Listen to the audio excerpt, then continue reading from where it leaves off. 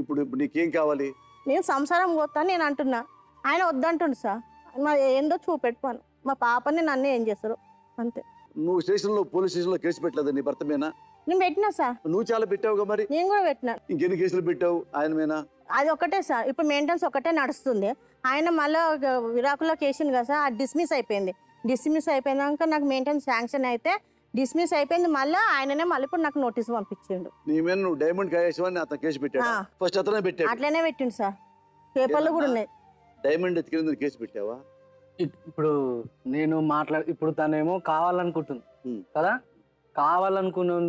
అనుకున్నప్పుడు జరిగిన తప్పులు జరిగిపోయింది, తప్పు అయిపోయింది, అయ్యింది అని క్షమించమని వస్తారా? లేకపోతే అవే అబద్ధాలు ఆడుకుంటా మళ్ళీ ఇప్పుడు నా మీద నిందలు వేయడంలో ఇప్పుడు నా ముందే ఇన్ని అబద్ధాలు ఆడుతుంది సార్. అబద్ధాలే సార్, క్లియర్ కట్ అబద్ధాలు. ఇప్పుడు లీగల్ నోటీస్ పేపర్ సార్, దాంట్లో ఏముందో చూడండి. నేను చెప్పిన మాట కాదు. నువ్వు డైమండ్ ఏం పెట్టలా? లేదు సార్. కాదమ్మా, ఇప్పుడు తప్పు నీదా నీ భర్తదా పక్కన పెట్టు. ఆ 100 రూపాయలు తీసుకెళ్ళి ఆ మొఖాన్ని కొట్టి, సరే ఇచ్చారు ఇష్టం లేదనుకో, ఆ 100 పక్కన పెట్టి ఇంటికి వెళ్ళిపోవాలి కదా. ఆ 100 తీసుకెళ్ళి ప్రత్యేకంగా మళ్ళీ తీసుకెళ్ళి వాళ్ళ మొఖాన్ని కొట్టి ఇలాంటి మొఖాన్ని కొట్టలేదు సార్, అలా పెట్టేసి వెళ్ళిపోయింది అంతే. నేను అంటాను, ఏ కాపురం చేసే ఆడపిల్లైనా 3 కావాలనుకుంటే, 3 పెళ్ళాం కావాలనుకుంటే 100 ఇచ్చిందనుకో, కానీ వాళ్ళ పాపని అడైపోతారు అని కాము ఉండాలి కదా. అంత ఉక్రోషం ఎందుకు నీకు? ఆ మాట అంటే నేను ఇచ్చిన సార్ 100 రూపాయలు. ఆ మాట ఎవడో అన్నారండి, నీ భర్త కదా ముఖ్యం, మిక్క కాదుగా, వాళ్ళ అక్క కాదుగా నీకు కావాల్సింది. ఎవరు కాపురం పోయింది? మీ అమ్మ మీ నాన్న కాపురం పోయిందా? ఆ ముసలం మిస్త్రీ చేసుకుంటా ఉంది, వాళ్ళ అక్క వాళ్ళ బావతో ఉన్నాడు. నాశనం అయిపోయింది నువ్వు ఆ పిల్లోడు. ఈ పిల్ల పుట్టింది, పిల్ల అంత బంగారం లాగా ఉంది చూడు, అతను సేమ్ గోల్డ్ లాగా ఉంది.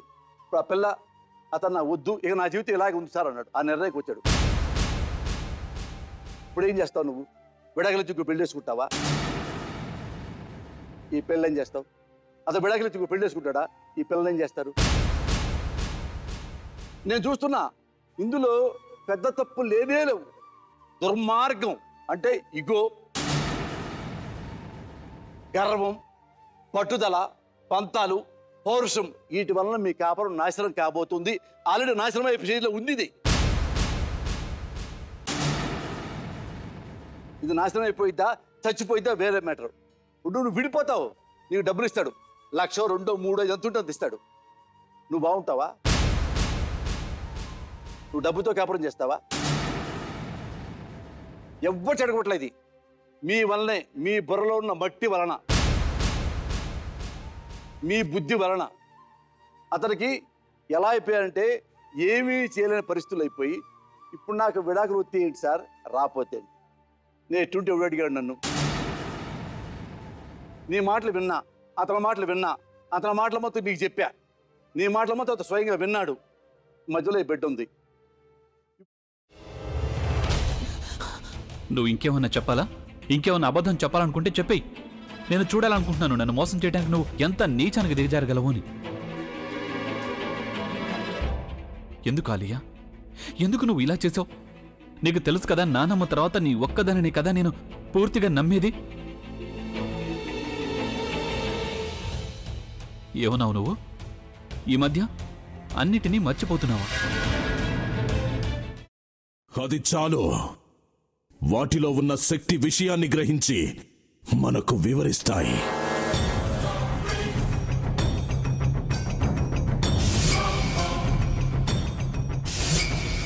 ఎవరు ఆ దండ విప్పొద్దు, గది తలుపులు తెరవద్దు.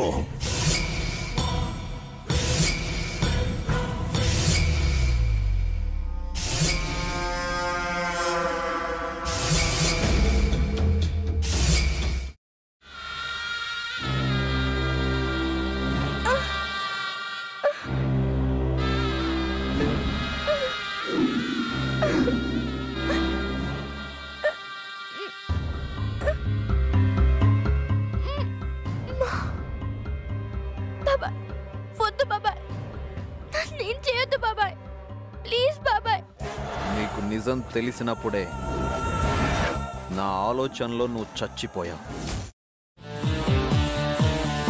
అబ్బా ప్లీజ్ కొంచెం తినండి ప్లీజ్. భీమారావు గారు మీరా? ఇగో మీరా కాదు సక్కుబాయ్. అవును మీ పనామే లేచిపోయిందని చెప్పి కంప్లైంట్ ఇచ్చినావు కదా. రేయ్, ఆయన కంప్లైంట్ ఇచ్చింది లేచిపోయిందని కాదు, కనిపించడం లేదు అని. అట్లానా? సరే మేడం. ఇడియట్. ఆ వంట మనిషి పేరేంటన్నారు? రత్తాలు మేడం.